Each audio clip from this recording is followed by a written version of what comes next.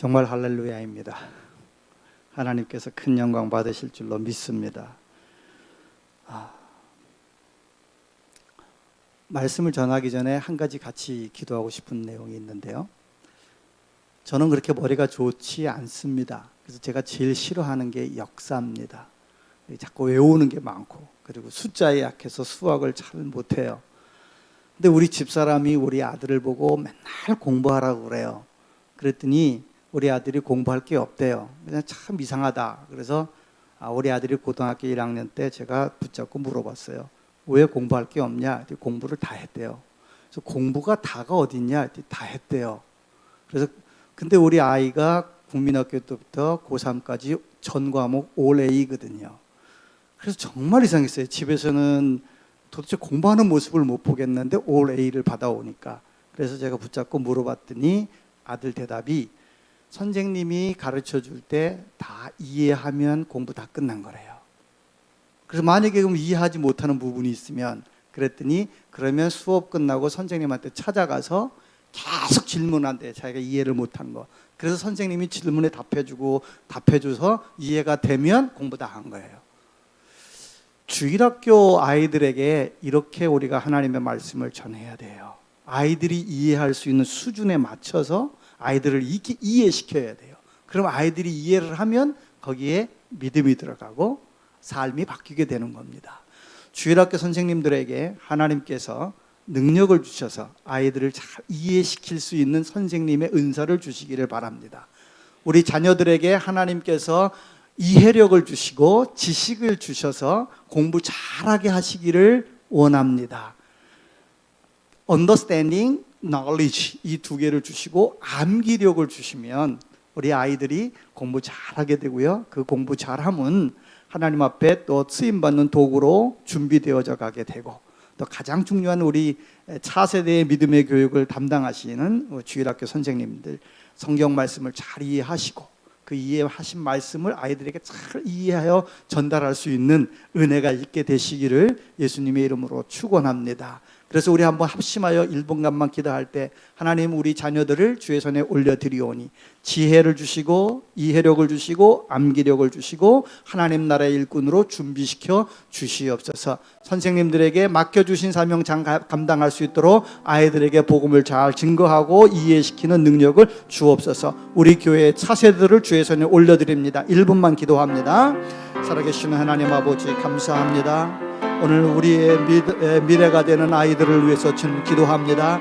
주일학교 아이들에게 하나님의 사랑과 복음의 비밀을 알려줄 사명을 맡으신 우리 교사 선생님들에게 믿음을 더하여 주시고 지혜를 더하여 주시고 은혜를 더하여 주셔서 복음을 바르게 이해하고 그 이해한 복음을 바르게 전달하여 우리 차세대를 믿음의 사람들로 준비하는 귀한 하나님의 도구들 되게 하옵소서.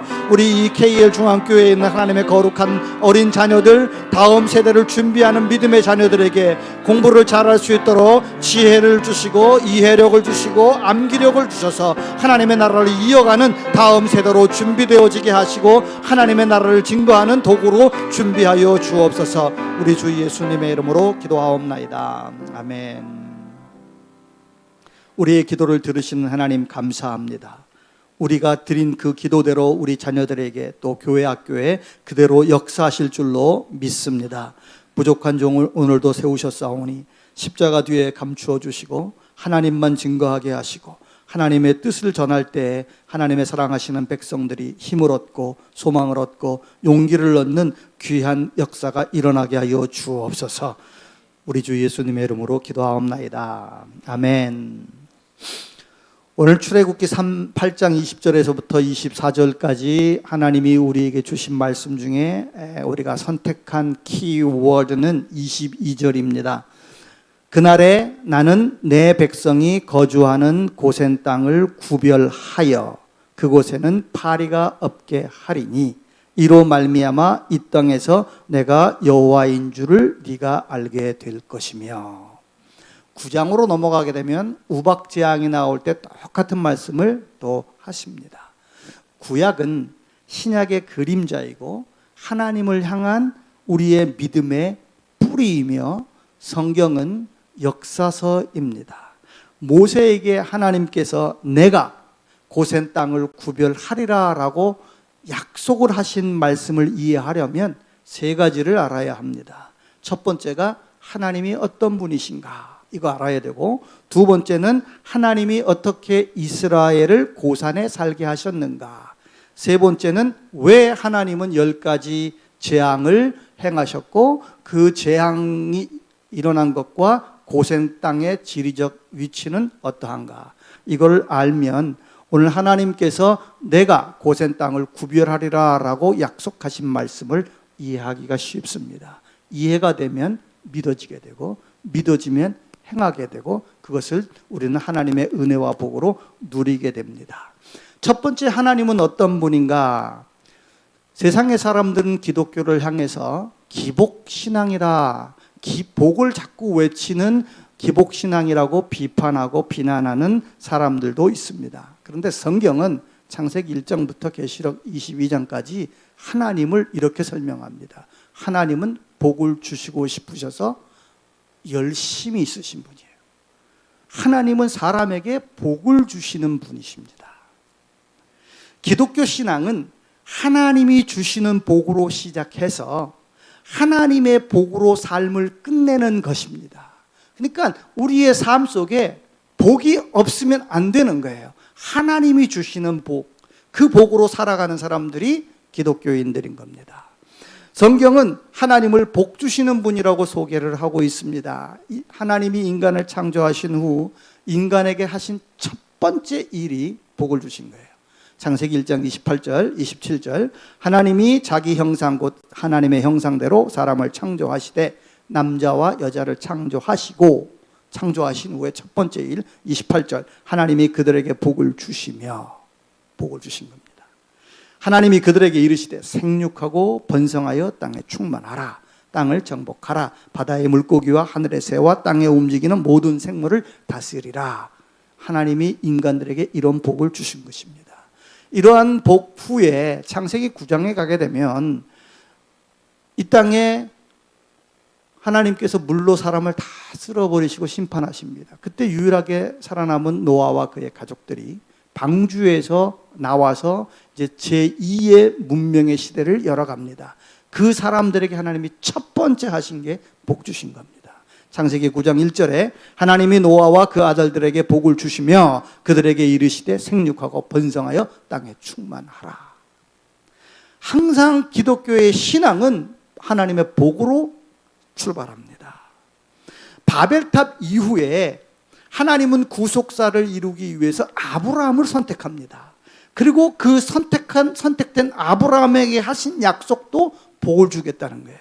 창세기 12장 2절에 내가 너로 큰 민족을 이루고 내게 복을 주어 내 이름을 창대하게 하리니 너는 복이 될지라. 그리고 창세기 24장 1절에 보면 아브라함이 나이 많아 늙었고 여호와께서 그에게 범사의 복을 주셨더라 라고 약속하신 복을 하나님이 얼마나 신실하게 지켜서 복을 주셨는지를 말씀하고 있습니다.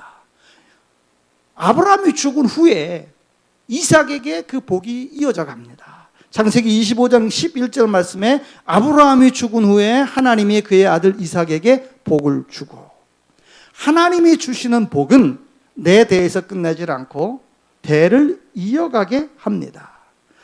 아브라함을 복 주셨고 이삭을 복 주셨고 야곱을 복 주셨고 요셉을 복 주시고 그리고 이스라엘 민족에게로 복을 주십니다. 이게 오늘 출애굽기의 사건입니다. 창세기 28장 13절 14절에 하나님이 야곱에게 복을 주셨다고 말씀하셨고 창세기 39장 5절에 하나님이 요셉에게 복을 주셨다고 말씀을 합니다. 출애굽하여 가나안 땅으로 가는 이스라엘 백성들에게도 하나님께서 민수기 6장 27절에 복을 주신다고 말씀하셨습니다. 그들은 이같이 내 이름으로 이스라엘 자손에게 축복할지니 내가 그들에게 복을 주리라. 이게 하나님의 말씀입니다. 기독교의 복은 장수, 그리고 재물, 그리고 대물림입니다. 이게 기독교가 하나님이 우리에게 주시는 복입니다. 하나님이 이 장수의 복과 재물의 복과 대물림의 복을 주시기 위해서 사용하시는 것들이 몇 가지가 있는데, 그 중에 하나가 만남의 복이고, 세상 사람들은 이것을 인복이라고 말합니다. 잘 사람을 만나게 하십니다. 만나지 말아야 할 사람을 만나지 않도록. 그런데 우리가 고집을 피고 그 사람을 자꾸 만나면 어려워지는 거예요. 만나지 말아야 할 사람은 만나지 말아야 돼요.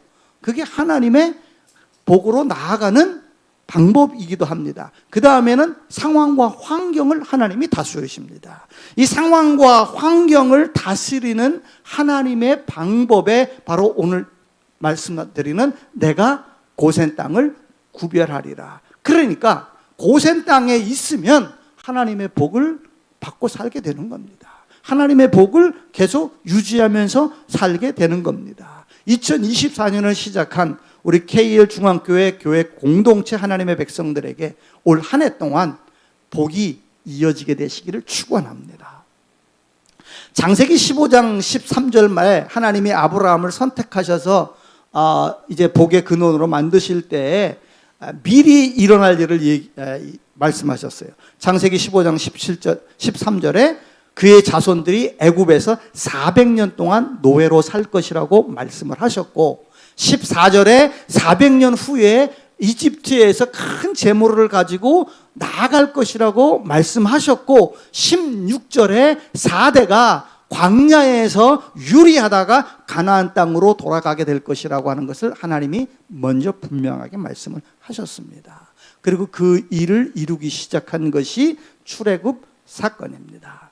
하나님의 백성들이 이집트, 고센, 애굽 땅에 이주한 기록이 창세기에 자세하게 기록되어져 있는데, 요셉이 하나님의 인도하심과 섭리 가운데 애굽의 총리가 됩니다. 그때 아버지 야곱이 130세에 가나안에서 70명의 가솔들을 데리고 애굽으로 옵니다. 그때 애굽에서 바로의 허락을 받고 고센 땅에 400년 동안 살면서 야곱의 가족은 70명에서 60만 명이라고 하는 아브라함에게 약속하신 내 민족이 되리라라고 하는 민족의 역사가 일어납니다. 성경의 약속을 보면 성경은 개인에서 시작해서 가정으로, 가정에서 시작해서 사회로, 사회에서 민족으로, 민족에서 국가로 나아가는 것이 성경의 역사입니다. 이렇게 이스라엘 민족이 이제 국가가 되는 60만 명의 민족으로 성장하면서 아브라함에게 약속하신 약속들이 성취된 것입니다. 그리고 430년이 지나서 애굽을 이제 나가게 하기 위해서 하나님이 이제 작업을 하시는 겁니다.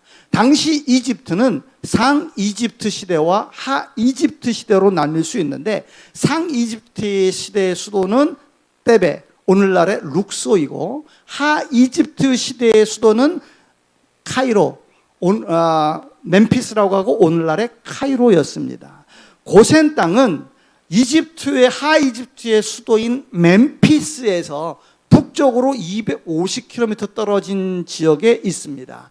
나일강 델타라고 하는 지역에서 나일 강물이 지중해로 흘러들어가는 삼각지대 오른쪽 편으로 30-40km 떨어진 지역, 멤피스에서 250km 떨어진 이 지역이 고센 땅입니다. 이 고센 땅은 고고학자들의 연구에 의하면 안반석이 많고 안반석에서 물이 많아서 풍부한 초목지대, 목초지대라. 그래서 이스라엘 백성들은 유목민이었기 때문에 그 요셉이 그 유목지가 제일 좋은 애굽 땅에서 제일 좋은 고산 땅을 먼저 선정하고, 그리고 바로에게 아버지에게 고산 땅에 살게 해달라고 요청하게 하고, 그리고 바로가 그것을 허락하여서 70명의 야곱의 가족들이 고산 땅에 이제 삶을 시작하면서 거기서 400년을 살면서 60만 명으로 성장하게 되는 것입니다.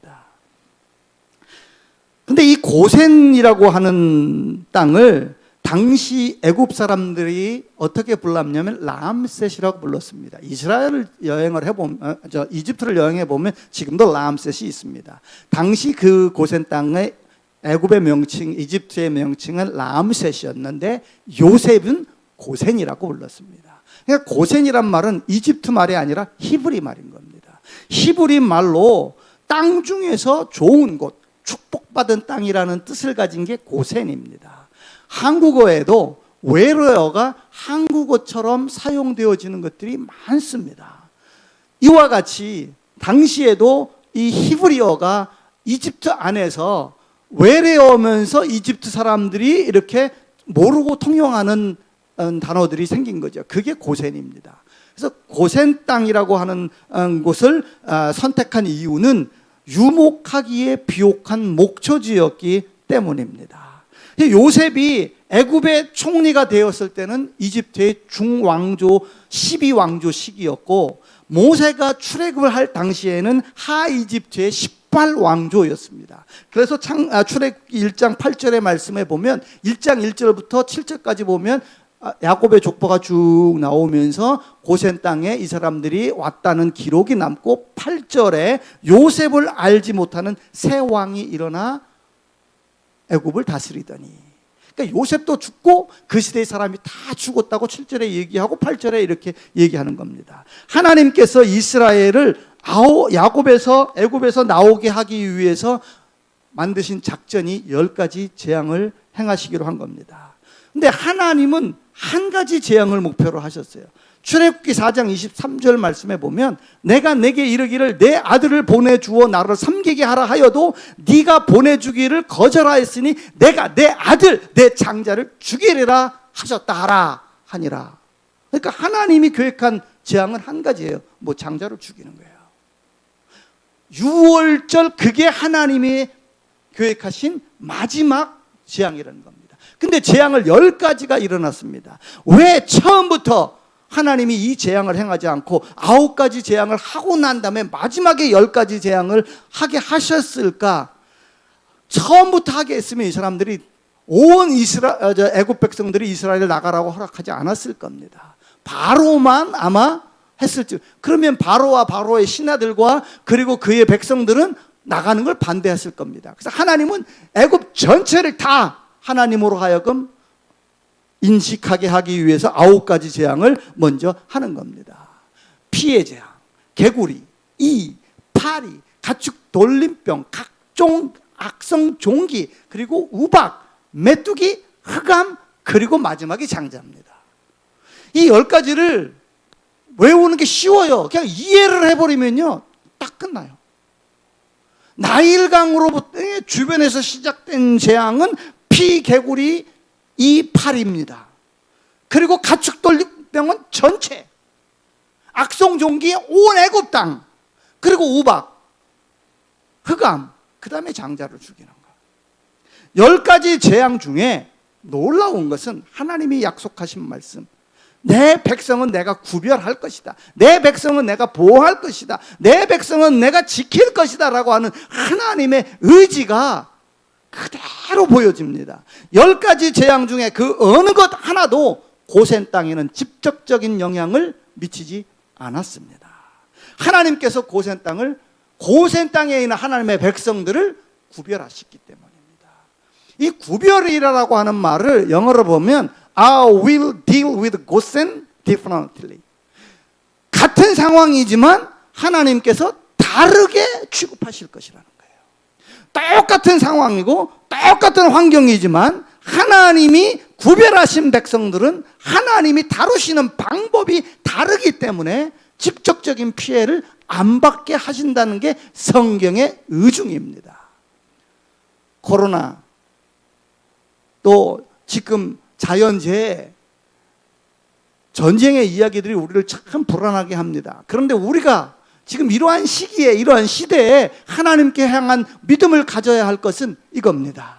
하나님은 나를 다르게 다루어 주시옵소서. 하나님은 같은 상황에 내가 놓여져 있을지라도 나를 다르게 취급해 주실 것입니다. 나를 보호해 주실 것입니다. 나를 지켜주실 겁니다. 나에게 은혜를 베풀어 주실 겁니다. 나에게 복을 주실 것입니다 라고 하는 믿음으로 우리가 옮겨가야 되는 거예요. 내가 고센 땅을 구별하리라라고 하시는 말씀은 하나님께서 다짐을 하고 약속을 하신 겁니다. 내 백성은 내가 지켜줄 거다. 우리는 하나님의 백성입니다. 하나님이 우리를 지켜주십니다. 하나님은 내 백성의 재산들을 보호하여 피해가 없게 할 것이다. 우리의 재산은 하나님의 것입니다. 그래서 지켜주십니다. 보호해 주십니다. 저희가 지난주에 정말 바빴어요. 왜 바빴냐 하면 저희 문화센터 그 주인이 월세를 갑자기 팍 올려버려서 이사를 해야 됐습니다.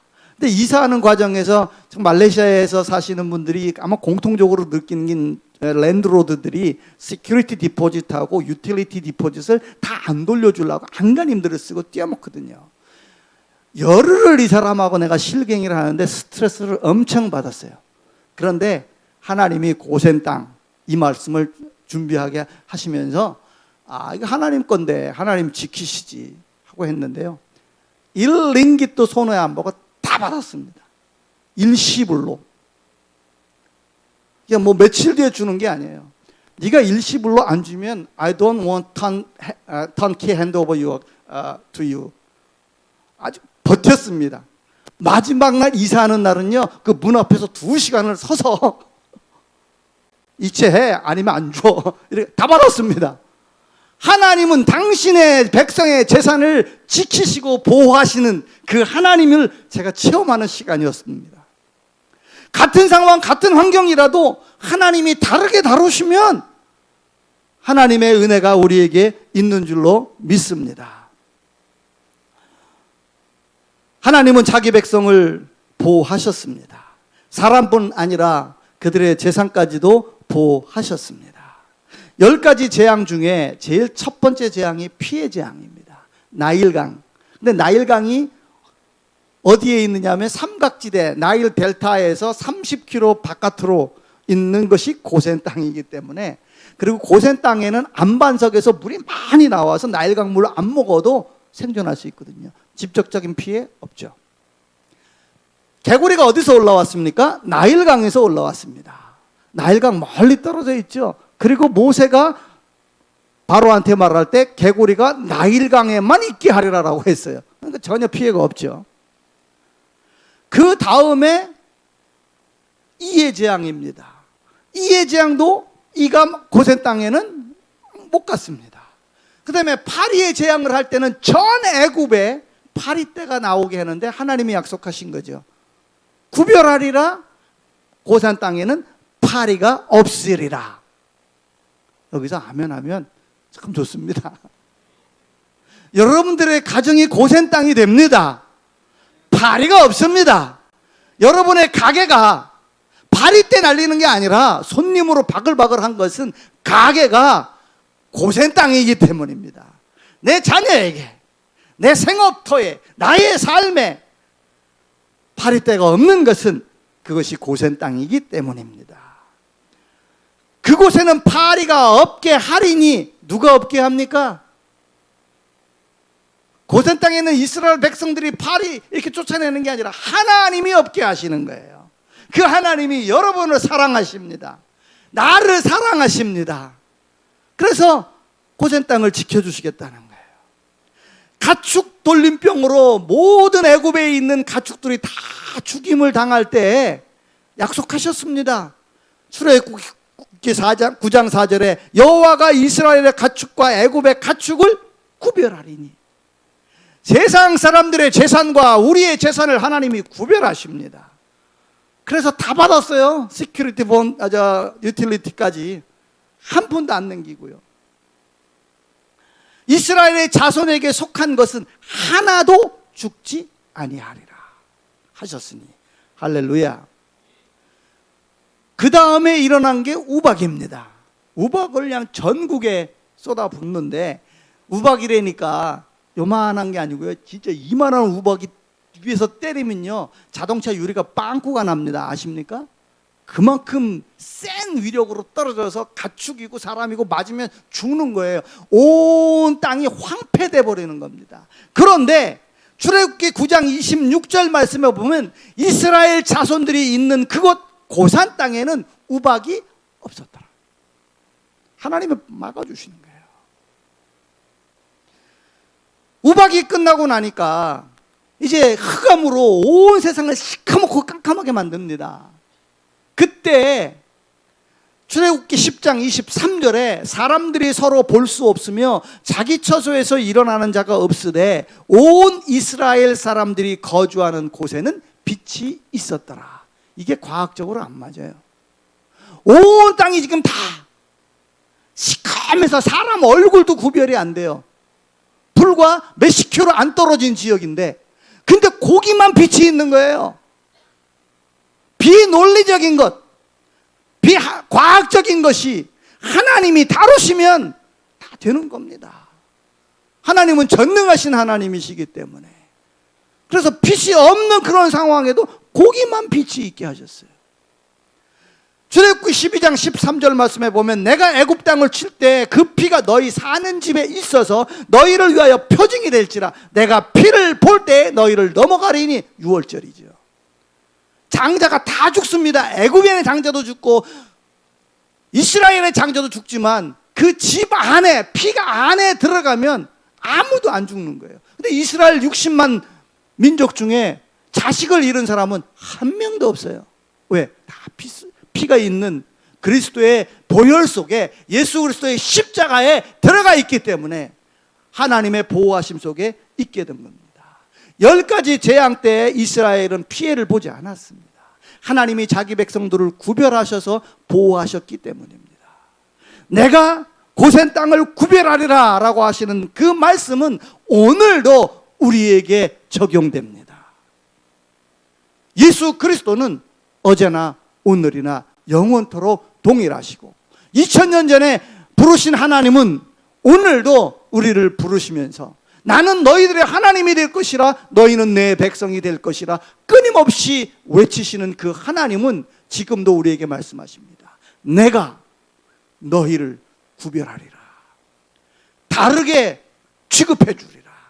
다르게 다루어 주리라. 같은 상황, 같은 환경이라도 내 백성들은 내가 책임질 거다. 여러분 그거 아세요? 여러분은 지금 하나님의 관리 대상이십니다. 하나님이 여러분을 관리하고 계셔요. 여러분의 자녀 하나님의 관리 대상입니다. 우리의 재산 하나님의 관리 대상입니다. 우리의 삶 하나님의 관리 대상입니다. 왜요? 우리가 그리스도 안에 있기 때문입니다. 예수 그리스도의 보혈 안에 있기 때문입니다. 우리의 삶이 예수님의 보혈로 덮여져 있고 우리가 예수 그리스도의 십자가를 붙잡고 있기 때문에 그것으로 인해서 우리는 하나님의 백성이 되었고 하나님은 우리의 하나님이 되셨습니다. 그래서 지금도 말씀하시는 겁니다. 내가 너희를 구별하리라. 하나님은 자기 백성을 보호하셨습니다. 사람뿐 아니라 재산까지도 지켜주셨습니다. 내가 너희를 구별하리라 하시는 말씀, 그 하나님은 바로 우리의 하나님이신 줄로 믿습니다. 그래서 저는 여러분에게 한번 저를 따라해 주시기를 부탁합니다. 나는 고센 땅입니다. 우리 가정은 고센 땅입니다. 내 자녀는 고센 땅입니다. 내 가게는 고센 땅입니다. 우리 교회는 고센 땅입니다.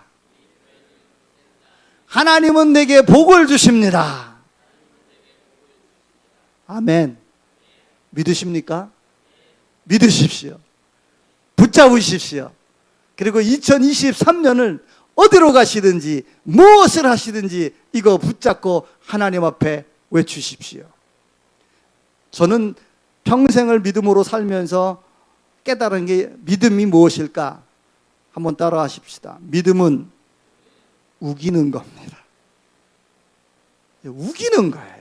근데 내 감정으로 우기는 게 아니라요, 하나님의 약속의 말씀을 붙잡고 그걸 가지고 들이밀면서 하나님 이렇게 말씀하셨잖아요. 하나님 이렇게 약속하셨잖아요. 이행하여 주시옵소서, 시행하여 주시옵소서 라고 우기는 게 믿음입니다. 그렇게 살았더니 참 행복하고 좋더라고요. 여러분, 하나님께 축복하여 주시옵소서라고 기도하지 마세요.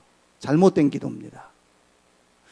도대체 축복이라는 단어는 비일축의 복복자인데 하나님에게 축복해달라고 빌면 하나님보다 위에 계신 분이 있는 거예요. 그죠? 그래서 하나님이 그분에게 저 사람 축복해달라고 빌어야 되는 거예요. 잘못된 기도죠. 그러니까 어떻게 기도해야 돼요? 하나님 복을 주시옵소서, 이렇게 기도해야 되는 거예요. 내 자녀를 축복하여 주시옵소서, 이건 잘못된 기도예요. 내 자녀에게 복을 주시옵소서, 이렇게 기도하셔야 됩니다. 할렐루야. 기도도 바로 해야 됩니다. 그래서 우리가 어떻게 기도를 해야 되느냐 하면, 복에 대해서는요 간구가 아니라 선포입니다. 그게 기독교 신앙입니다. 복을 주시옵소서가 아니라 복이 될지어다 라고 선포하셔야 돼요. 민수기 6장 27절에 그들이 이같이 내 이름으로 이스라엘 자손에게 복을 빌지니 내가 그들에게 복을 주리라. 내가 복을 선포하면 하나님이 복을 주신다는 말씀입니다. 내 자녀, 내 배우자, 내 가게, 내 가정에 주 예수 그리스도의 이름으로 복을 선포하십시오. 이렇게 될지어다. 자녀들의 길이 열릴지어다. 형통할지어다. 손님이 몰려올지어다. 소문이 나게 될지어다. 이렇게 지어다로 선포하시면 그걸 누가 들으신다고요? 하나님이 들으시고, 네 믿음이 그래? 믿음대로 되라 하시면서 하나님이 동풍으로 서풍으로 북풍으로 남풍으로 막 사람들을 보내주시고 닫혀있는 우리 자녀들의 문을 팍팍팍팍 열어주십니다. 우리 아들이 카이스트에서 학사, 석사, 박사를 다 했습니다. 근데 카이스트를 가게 된 게요, 돈이 없어서 카이스트 갔어요. 학비가 없어서요. 우리 아들은 한국말을 잘 못해요. 근데 영어로만 해야 되는데 미국에서 장학금을 받았는데도 우리 가정 생활비, 사역비 딱 꼬라놓아도 1년 학비가 안 되는 거예요. 그래서 기도할 때 하나님이 카이스트라는 걸 알게 하셨고 그 길로 인도해 주셨습니다. 바로 이렇게 여러분들의 자녀의 길을 하나님이 우리가 생각하지 예상하지 못한 길로 이끌어 가실 줄로 믿습니다. 그래서 카이스트에서 박사까지 다 끝내고 지금 사우디아라비아에서 지금 조교소 하고 있습니다. 와, 하나님이 길을 열어주시니 내가 수고하지 않아도 내 자녀의 길이 하나님 앞에 멋있어지게 되는 겁니다. 그러니까 복을 막 명하십시오. 자녀들아 잘 될지어다. 너희들아 형통할지어다. 사랑하는 아내 보고, 우리 한국 사람 잘 못하는데요, 좀 자주 좀 하세요. 사랑해 여보. 당신은 이 세상에서 가장 소중한 사람이야. 제 핸폰에 기록된 우리 아내의 이름이 아내 이름이 아닙니다. 가장 소중한 사람, 이렇게 되어 있습니다. 그냥 맨날 그렇게 얘기해요. 당신이 세계에서 제일 미녀야. 또 푼수 노릇을 했습니다. 그렇게 하면 행복이, 은혜가 이렇게 우리의 삶에 밀려오게 되시는 줄로 믿습니다. 주의 말씀을 붙잡고 이 시간에 한번 합심하여 기도하고 싶습니다. 민수기 6장 27절 말씀을 붙잡으십시오.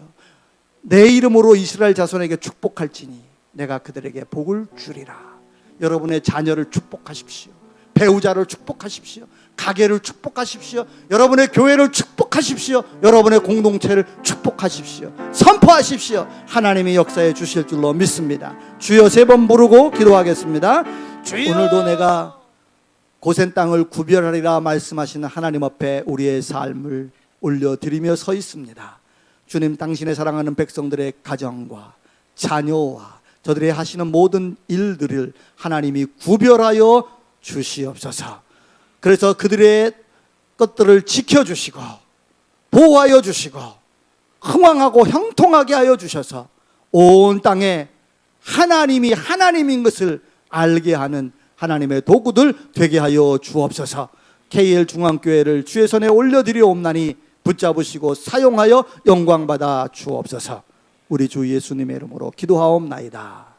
이제는 우리를 위하여 십자가에서 피 흘려주신 우리 주 예수 그리스도의 은혜와